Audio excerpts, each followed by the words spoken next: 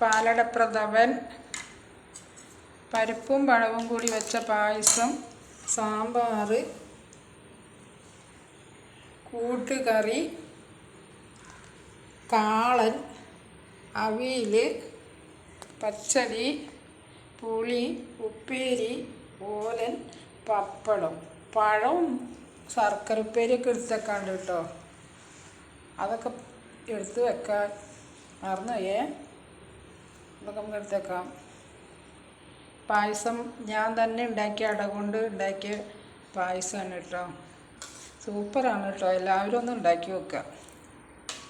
ഓണം അടിച്ചുപൊളി ഓണം ഉഷാർ.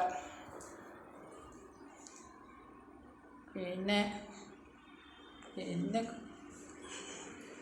നമ്മളെ പൂക്കളൊക്കെ ഒന്ന് കാണാം.